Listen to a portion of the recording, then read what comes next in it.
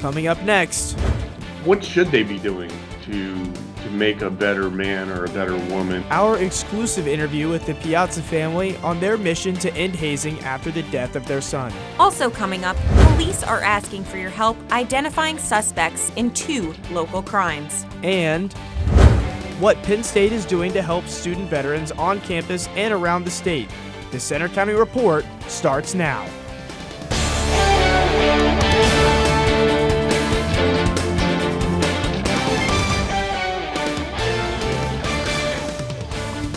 Good afternoon, I'm Mitch Stewart. And I'm Talia Torello. Thanks for joining us.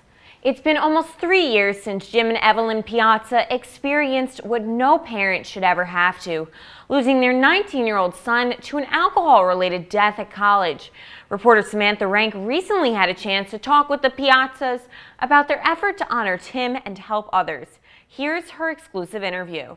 Timothy Piazza was rushing the Beta Theta Pi fraternity nearly 3 years ago when an alcohol-related hazing incident cost him his life. Now, his parents are determined to make sure it never happens again. This past January, the Timothy J. Piazza Center for Fraternity and Sorority Research and Reform opened at Penn State. The center's goal is to study and reform university Greek life. What should they be doing to make a better man or a better woman and create better brotherhood or sisterhood? And those are the type of things that we're looking forward to seeing come out of the center.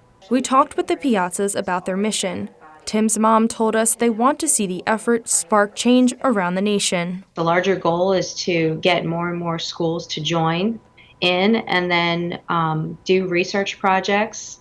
One of the first ones I know they wanted to do was deferred recruiting, to study that and see whether it is helpful or not. The center is gearing up to soon release a national scorecard designed to help students and families evaluate Greek organizations through a searchable database. Really a report on all the organizations on campus and what violations they've had against their code of conduct, whether it be sexual assault or drinking or hazing.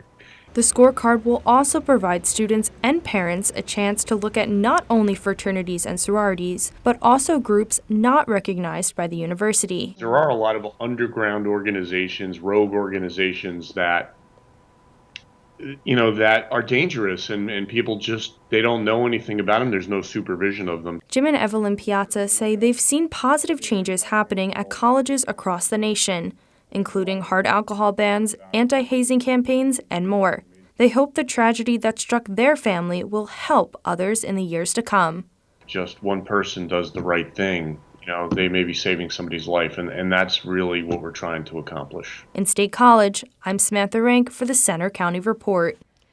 The Piazza family will speak at Penn State next Sunday as part of their End Hazing Now program. The Groover family will also be there. Their son Max Groover died in a hazing-related incident at LSU in 2017. Some parts of central Pennsylvania saw snow last night and this morning, and everyone is feeling the cold as a blast of winter-like air moves in. Let's check in with our weather anchor, Casey Rigner, outside with an update. Casey?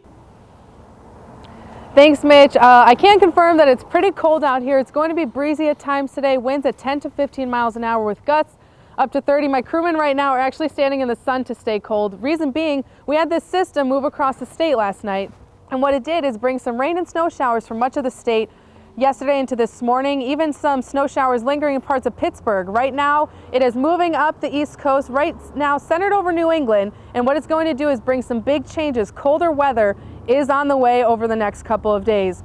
So be prepared. Make sure you bundle up today and tomorrow if you have those plans outside or headed to class or work, whatever it may be. Stay warm. I'm trying to stay warm right now. I'm ready to come back into the studio, so I'm going to send it back to you guys at the anchor desk. Thanks, Casey. In other news today, a Central PA hospital says it's found the source of a bacteria that killed 3 babies and sickened a total of 8.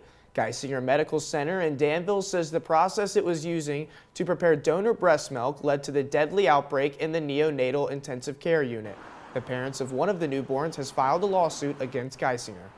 I would say that we did as much as we could, as quickly as we could have. Geisinger has been sending very premature babies and some pregnant women to other hospitals as the investigation goes on. Police are asking for the public's help involving a hit and run in State College. They say this vehicle was driving on Locust Lane on October 27th around 12:45 a.m. They say the driver failed to stop at a stop sign before turning onto Beaver Avenue, hitting another vehicle and then taking off. The car may have front end and passenger side damage. If you have any information, call the State College Police.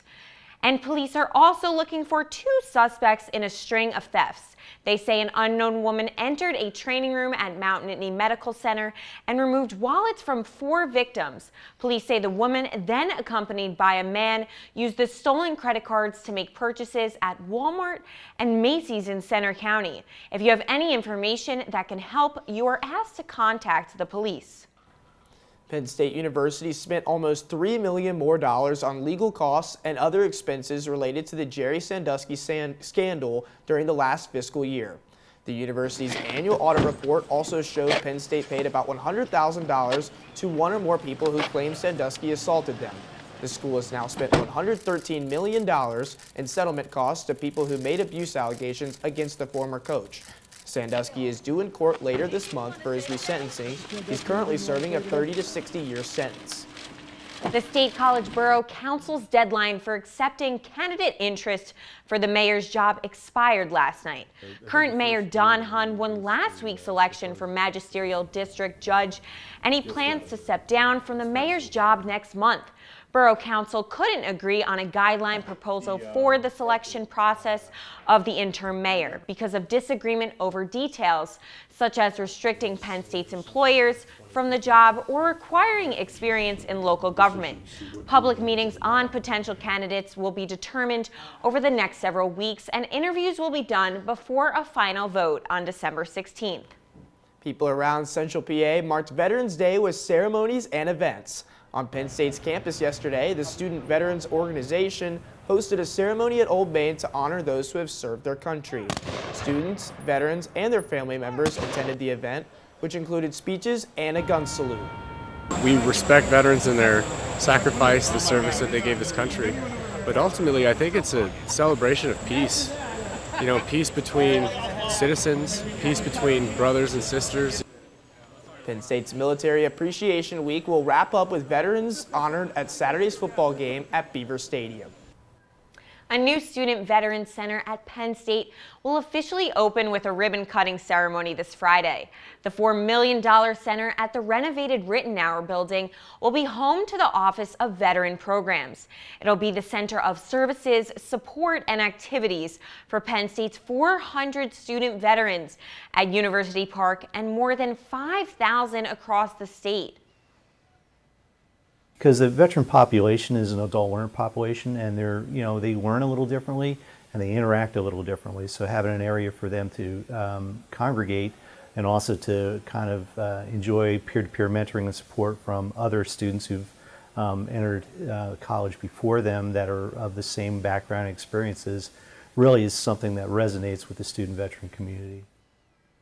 The center will have a student veteran lounge, a study area, and multi-use rooms to provide space for veteran organizations, support groups, and programming.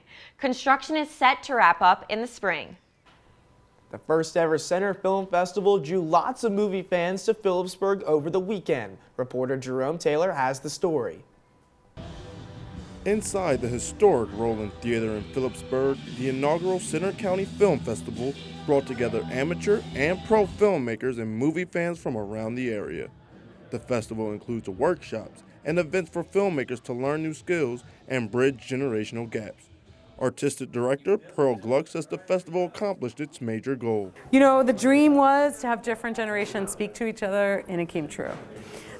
Even the master classes that were intended for teens, people came of all ages and they wanted to be part of it. Gluck says her favorite part of the festival was curating the films as it created multiple interpretations of the movies. The art for me of curating, for me, is trying to find a conversation between films.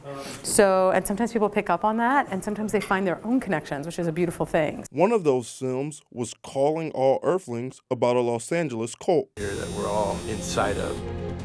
The suppression of this information is the highest type of treason. There's a lot of mystery about George Van Tassel. Let's look at the evidence. It's there. Something was working. We've got friends and neighbors out there. One of the more unique ways to further a conversation between generations, Pennsylvania State Representative Scott Conklin impersonating Elvis with local kids at the festival's closing ceremony.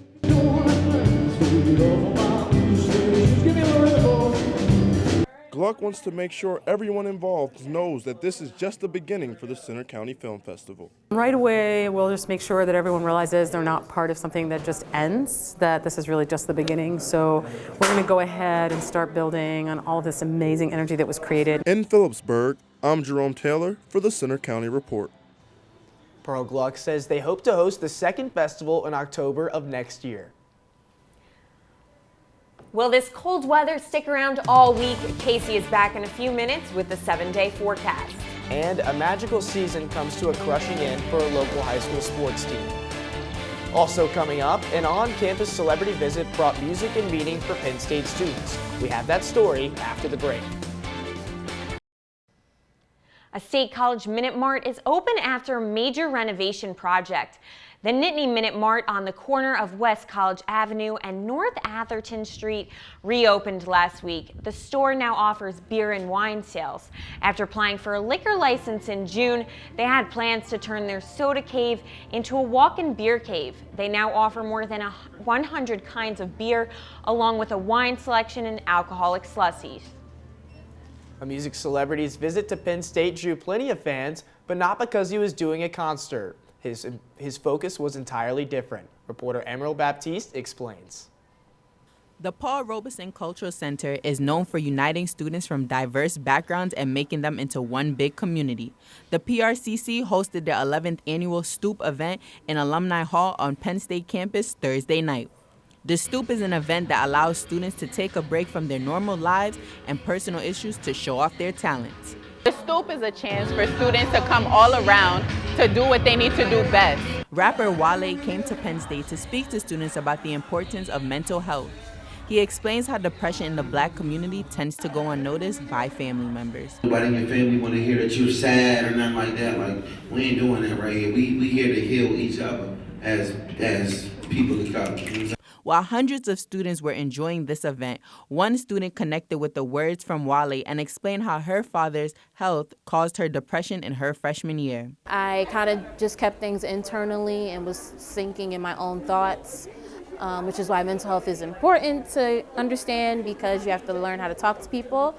Jenny Sack, the assistant director of the PRCC, speaks on the importance of the event. At this Stoop, we really want to emphasize on the different barriers and challenges that students face, whether in their personal life, in the classroom, or in the State College community. This event emphasized the importance of slowing down and focusing on mental health.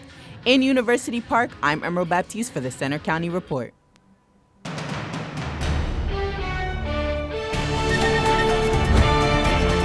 Thanks again for joining us, everyone. I'm Casey Rigner with your forecast.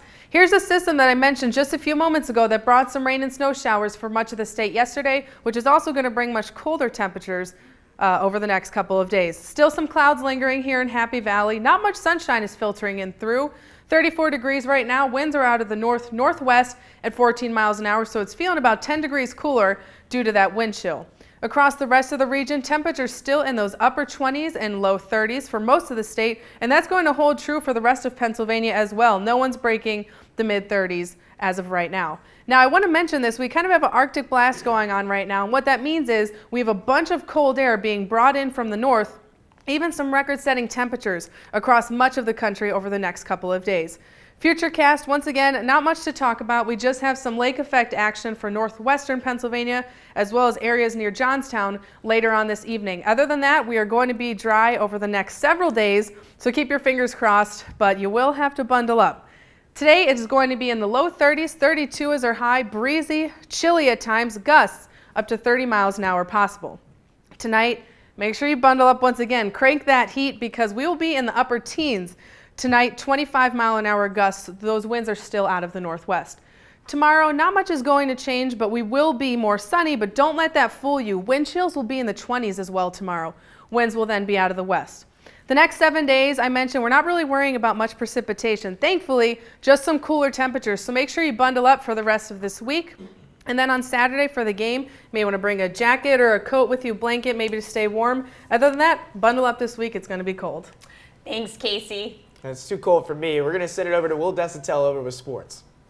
It was a busy weekend in sports. Penn State football lost its first game of the year, while basketball had non-conference matchups. We'll also show you highlights from Penn State hockey series against Michigan State and tell you what happened with soccer in their tournament matchups. Sports is next.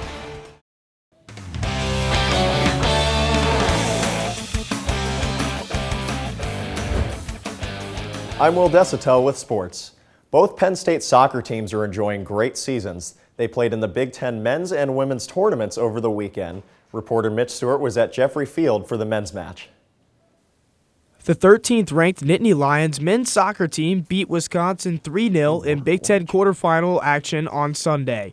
The Badgers kept the game close in the first half as the teams headed into the break deadlocked at 0. I think we're just thinking about trying to get a ring and maybe 2, hopefully 2. I think that's what we're looking forward to.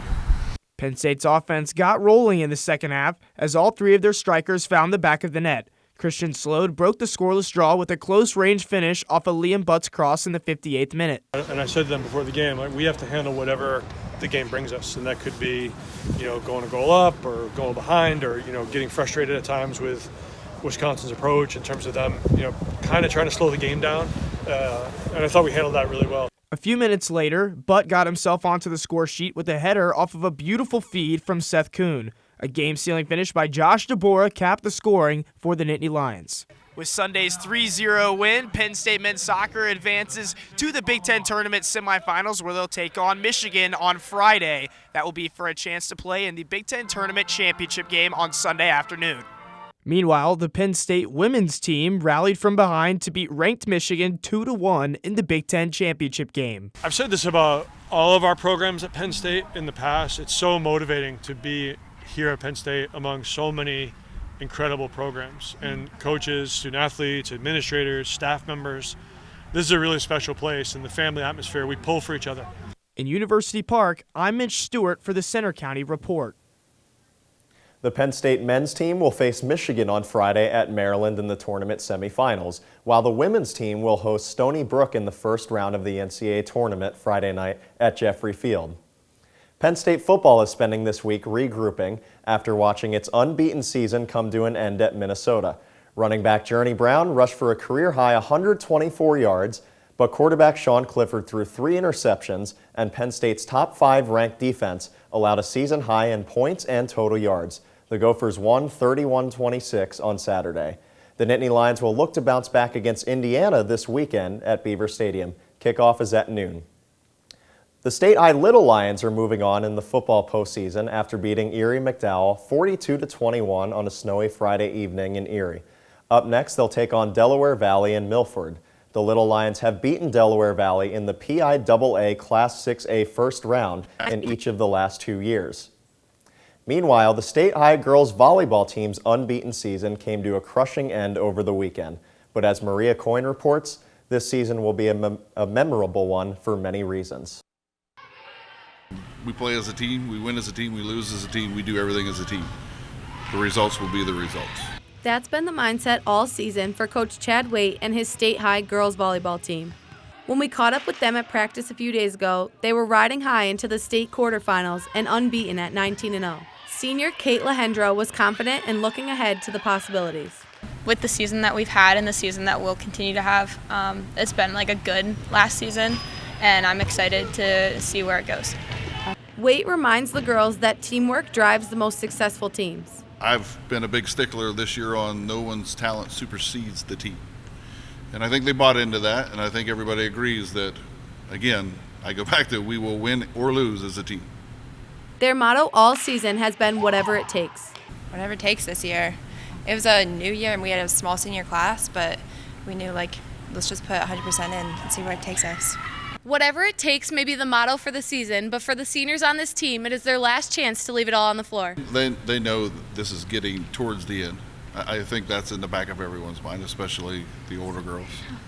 They know this is it. And for the Lady Little Lions, Saturday was it. They lost to North Allegheny and the season came to a heartbreaking end. This squad ended 19-1, a life lesson that the final hurdles can be the toughest.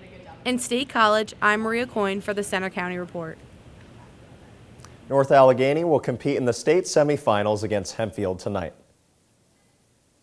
Penn State men's basketball moved to 2-0 over the weekend as the Nittany Lions beat Wagner 91-64 at the BJC.